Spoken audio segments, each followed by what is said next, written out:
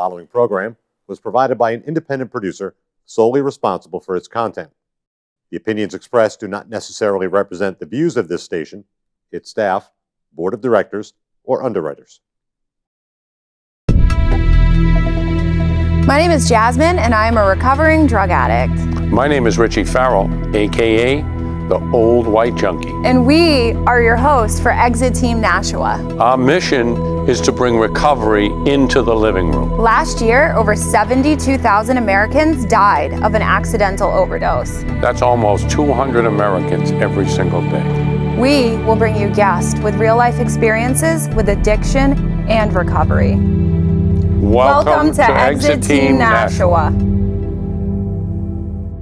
Hi, everybody. Welcome to Exit Team Nashua. My name's Jessie, and I am going to be your host this evening. Jasmine is stuck at work, so we are trudging on without her. And we have the lovely Shaylin Harrington here with us. She's going to co-host with me today. And thanks for coming, Shaylin. My pleasure to be here, Jessie. Yeah, she's actually in the other room. So, and we have Mark with us. So, Mark, thanks for joining us. Yep, thanks for having me. Yeah. So I'm excited to hear about your story. Mark is someone that is very involved in recovery and has a great message to share. So, why don't you tell us a little bit about yourself, Mark, and your story? Yeah, I'll talk a little bit about how I came to have an addiction with heroin, a pretty dark one. It's not much. It's pretty similar to most people's stories, but I'll talk more about the recovery part after.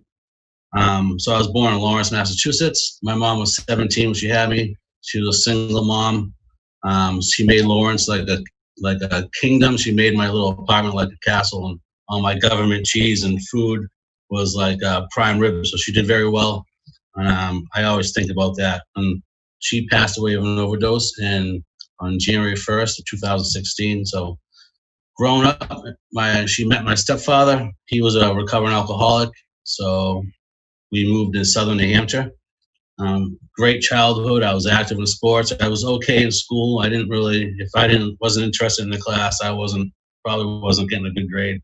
And then in high school, if you go to school, they talk about a shift in the family dynamics. In high school, that happened to me. My mom, when I was about 12 years old, she started asking me to go to the grocery store with her and stuff. And I didn't get it. I'm like, I don't want to go to the grocery store. But she's like, I'll buy you something. I'm like, all right.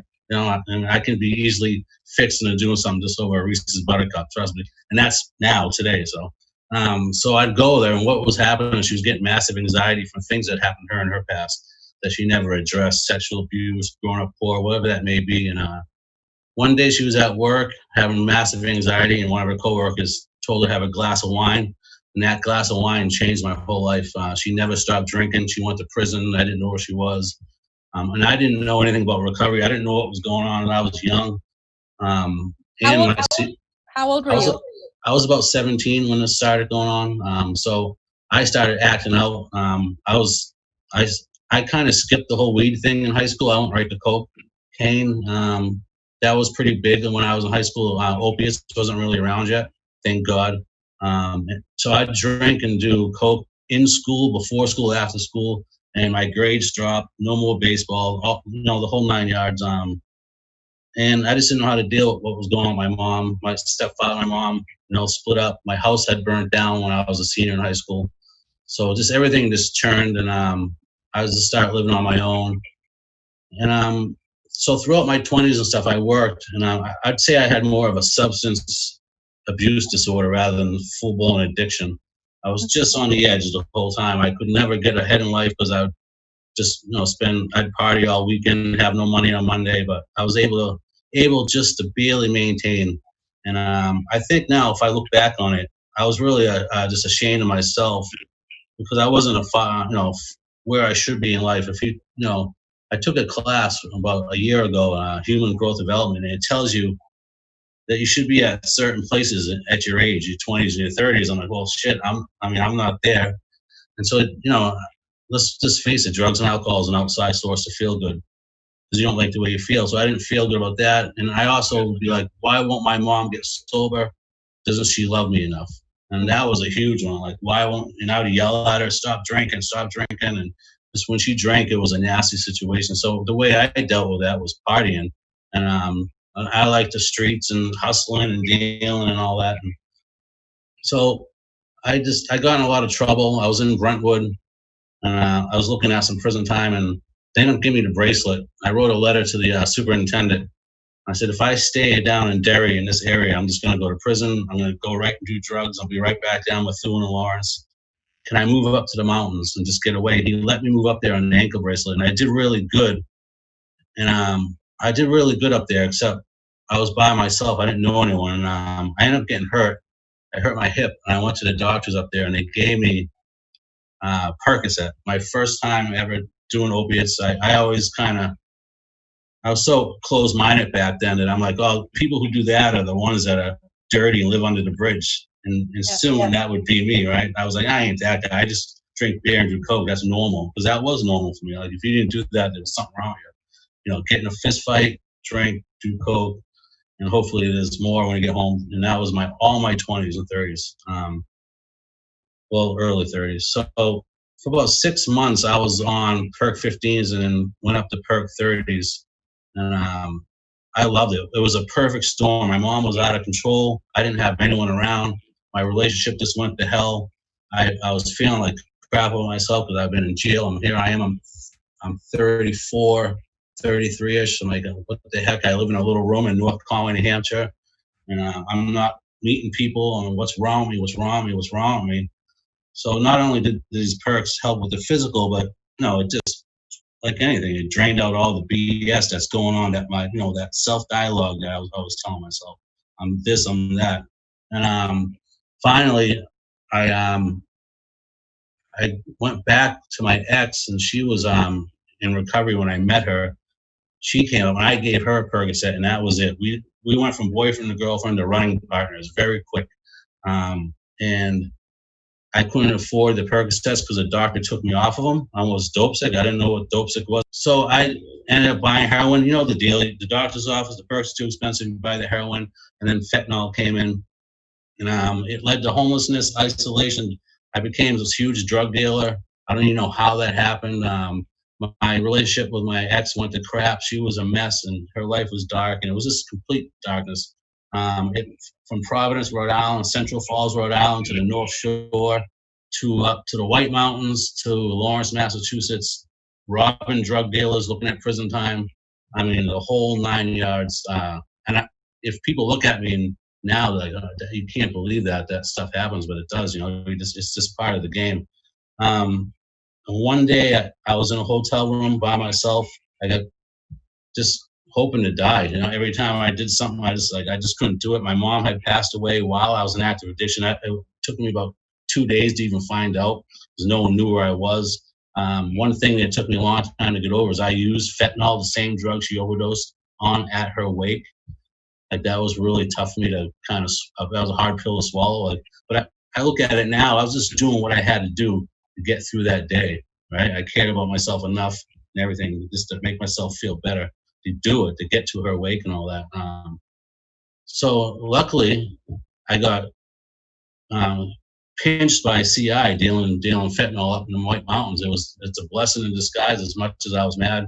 I was looking at 3 years in Berlin. I went to a county jail for 8 months, and they said, well, you can go to a treatment center if you want, or you can pay a $5,000 cash bail. I'm like, I need treatment. If I just leave jail, I'm just going back to doing what I'm doing. And the day I woke up from being dope sick in jail, I looked at the cinder blocks and I said to myself, I'm done. And from that day on, I have not put a drug or anything in my system. And yeah, it was a blessing in disguise, getting in trouble. And I heard about this place I had gone to treatment before in Fall River. I went to all these treatment centers, and it just didn't work for me. It was like they're telling 24 people, you all got to do the same thing. They're telling me to get down with God and all that. I'm like, I just lost my mom. I just got jumped by this. Like, who are you to tell me that? And to tell all 24 of us, we all have to do the same exact thing. I'm like, it just didn't resonate with me. It didn't, I don't know, for some reason it wasn't catching on with me. I tried and I tried. And then, so finally, out of all the treatment centers in New Hampshire, the Farm Center decided they'd take me. So I finally, after 9 months in county jail up in the White Mountains, which is pretty boring, I went to the Farm Center and they brought me in handcuffs. And I'll tell you right now, every time I left the treatment center, I always felt like there was really something wrong with me. I had this massive disease. I'm stricken forever. I have this massive problem. What's wrong with me? I went to the Farm Center. I walked in handcuffs, and they said, "Get the handcuffs off him right now." And the first thing they told me, "I'm going to tell you something right now, Mark. There's nothing wrong with who you are as a person," and that changed my life right there. So I give a shout out to Farm Center. The fact that they tell people and let people know that there's nothing wrong with them. It was like a 1,000-pound elephant off my shoulder. I'm like, there is nothing wrong with me. It's just my self-dialogue. It's me looking to my past as evidence to who I am, making me feel like crap about myself. So I did the program. I listened. I went to a sober house, and this time I decided to make my recovery easy. And that's my recovery. My recovery looks a lot different than most people. I don't do the 12 steps, though I do support them and I believe in them. It's just not for me. Basically, my recovery has to do with the word need. I take the word need out of my life. I don't need anything to get sober or be successful, because sometimes that's taken away from you. Hence the COVID, right? We can't have meetings anymore. So I always try, if I go jogging in the morning, I'm going to be good. But my days are good if I don't go, if I do go. So I don't really need things. And now what that does is it just lets me do things like go to a meeting just because I want to. I want to see good people. I want to see people who are struggling get better. I go hiking because I like it. I play music or I journal because I want to. I help people because I want to. I don't help people to make me feel better, because that's pretty selfish. And I used to do that. So I went to a sober house. It was Richie's Recovery. Shout out, Kelly. I stayed there for 10 months. I was a house manager there. I was working at the Hope Center, and they said that I have a human touch or whatever that is. So they gave me a full-time job there, and I kind of liked it because I did construction my whole life, and I was kind of sick of that. And that's a tough game, getting sober in construction. A lot of drinking, a lot of drugs, after a hard day's work. I understand totally. So I got away from that. And the president, I kept going back to Farm Center, all the alumni meetings. That's what I was doing. I kind of quit doing the AA thing and NA thing. It just wasn't for me. And I don't say that with any ill intent. It's just, listen, life, recovery, and addiction is not concrete for anyone. And that's something that I've learned along the way. Everyone's different, everyone's journey.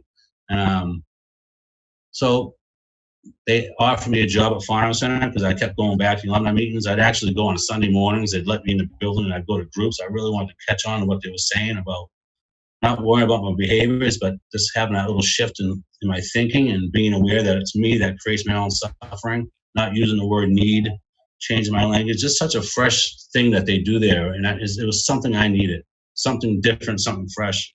So I ended up getting a job there, and I excelled there. I was an RI, and then I was an aftercare coordinator. And I was doing clinical groups there, and it was going good. I'm taking a break right now from that to focus on the Sober Strong thing. And one day I heard this thing that says, instead of saying I wish, say I will. I was a guy, I always say, I wish I could do this, I wish I could do that.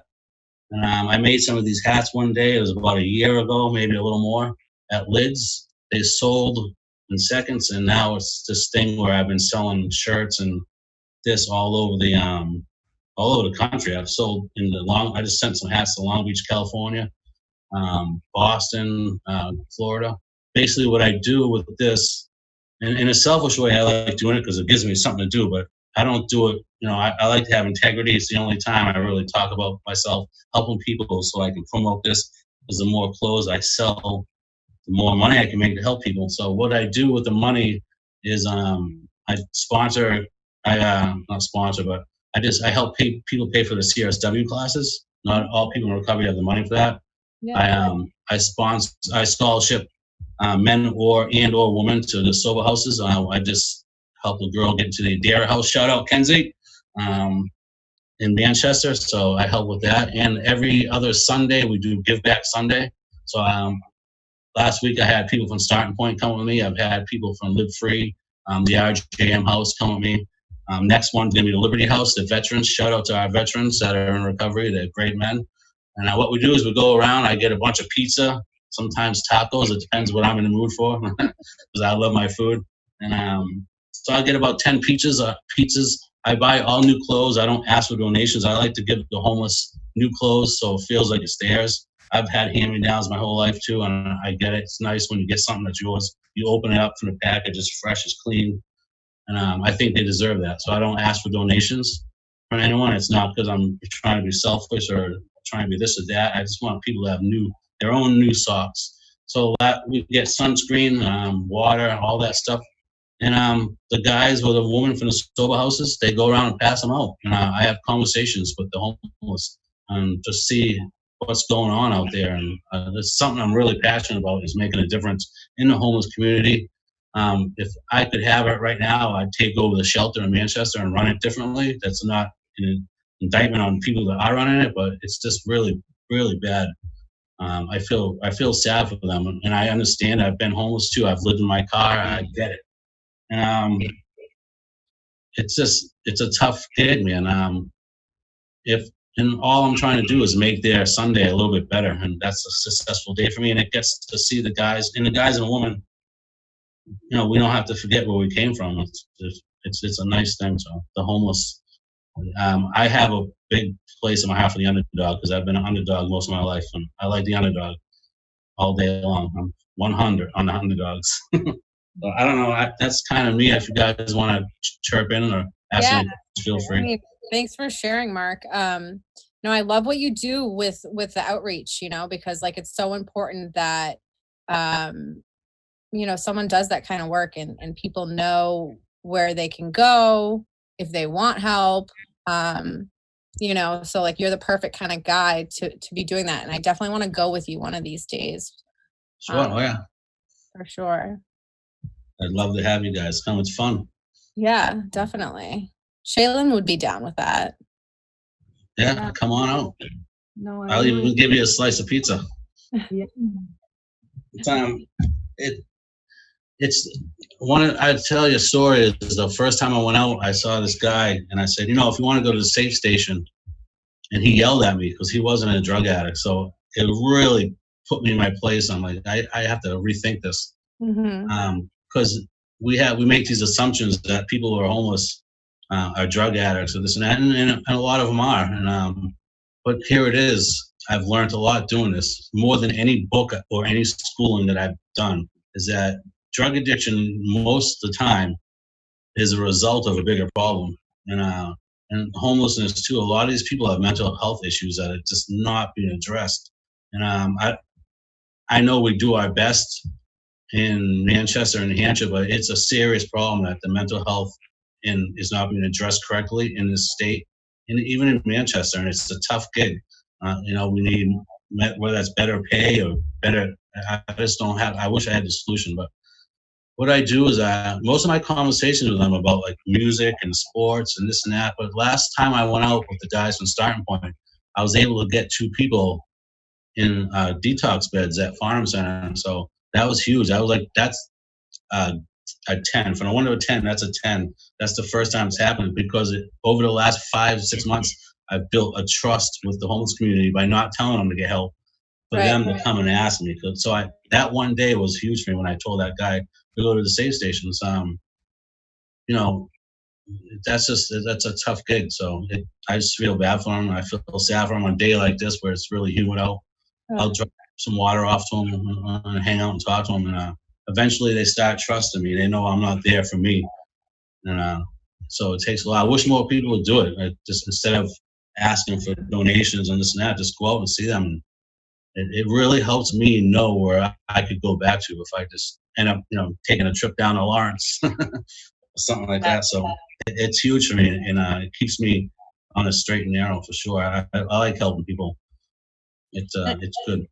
I know that you don't do like a 12-step program or anything, but you said you do meetings, like 3 principles meetings. Yeah. Well, I was the one teaching them. I do a lot of groups, but what I would do is go to the Hope Center and listen to meetings, or we do a lot of training there. Since I'm not working there right now and taking a break, I can go back as an alumni. So I will go to 3 principal meetings. I watch a lot of TED Talks. Michael Neal, Brene Brown, she's big. Jim Carrey. I like stuff like that. I don't know if it's the musician in me or just my mind. I just like hearing fresh language rather than, you're powerless and this and that. And again, it's not an indictment. I just like the fresh. I like to know. And even when Jesse and I, when we spoke at the overdose awareness thing in March in Concord, I always end and start when I've spoken in Philadelphia, at the high schools here, the youth center that Grant Password has now is closed down. I always start and I always end with there's nothing wrong with who you are as a person. It's you're thinking about yourself that's telling you that. If people really could grab a hold of that. So I like that language. I've never heard that before until I went to like the Farnham Center and hearing fresh stuff like that, or Jim Carrey and Will Smith talk about fear or happiness is our responsibility. So one thing I really make sure, and I've really learned through the meetings I go to, is not to look for happiness from outside sources. When I got out of treatment, the first thing I did is I got a paycheck washing dishes for like $310. I went and spent $280 of it on clothes that I didn't need. And I caught myself that awareness and I heard it. It was just because it made me feel good in the moment. And I returned the clothes. I don't need that. Today I can, and I challenge anyone in recovery. Look in the mirror and love who you are as a person. And happiness comes, this is an inside job. So I look, I look into, I have what I need. My happiness and everything comes from there. It took me a long time to get there. Losing my mom to an overdose was a really big kick. And the only thing I can do is take my pain and turn it into passion. And I can't tell anyone who's lost a significant other, whether it's a boyfriend, girlfriend, husband, wife, daughter, son, or mom or dad, how to get through that. I don't have the answers, but my answer was to take my pain and turn it into passion. And my mother is my higher power. She watches over me, I believe. And so I basically do the sober strong thing for her and the help that she didn't get back in the 90s and mid 90s when she was struggling. It wasn't half the help there was today in New Hampshire, and we still lack the help today. So imagine it back then.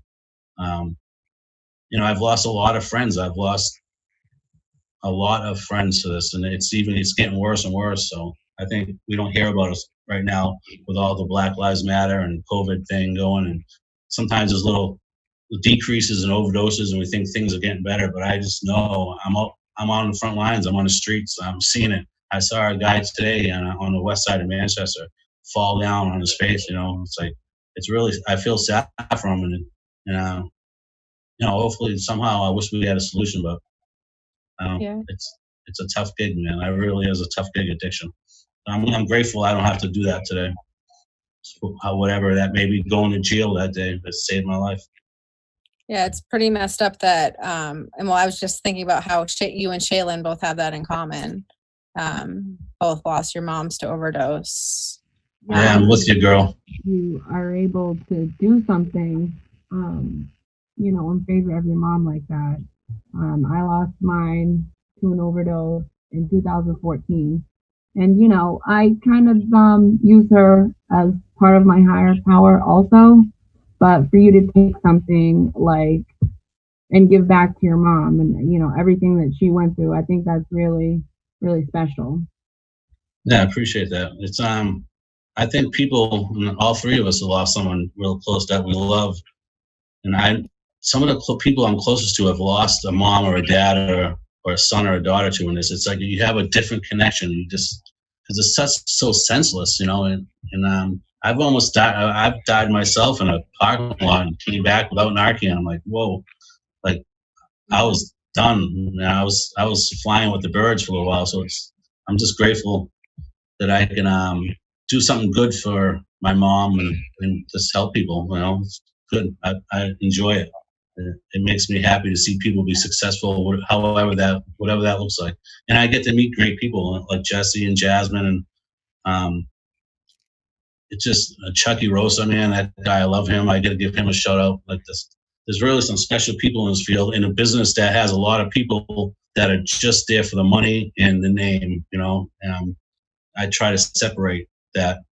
I stick with the underdogs. We're underdogs in recovery too. We just want to help people, and we just want to keep breathing.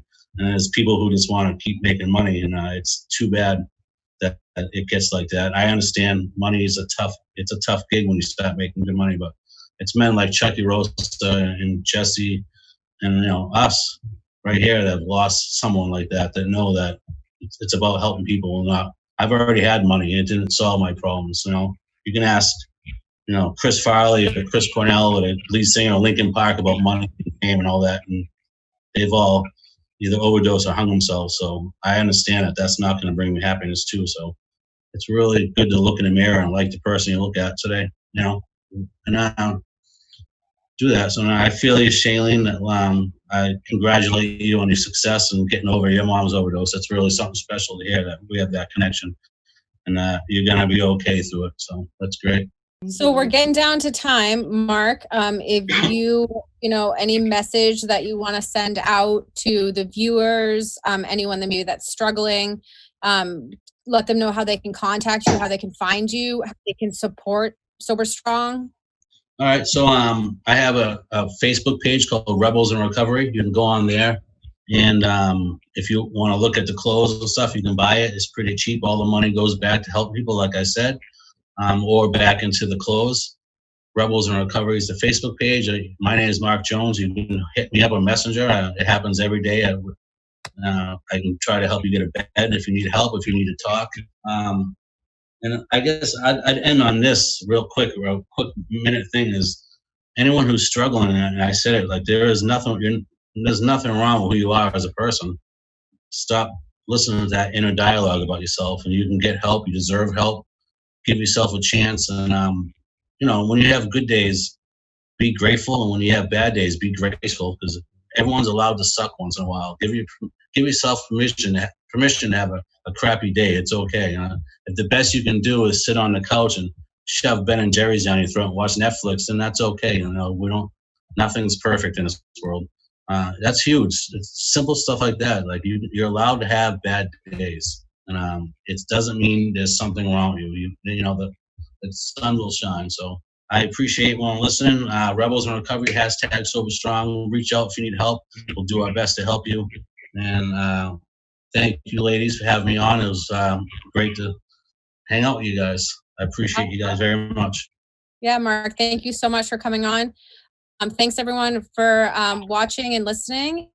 And, if you need help, reach out. We're here and we care. So everyone have a great night. We'll see you next time.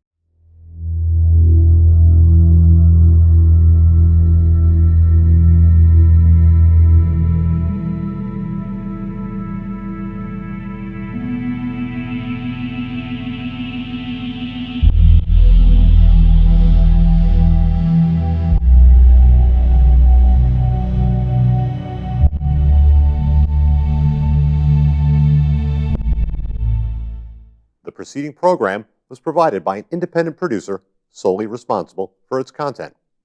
The opinions expressed do not necessarily represent the views of this station, its staff, board of directors, or underwriters.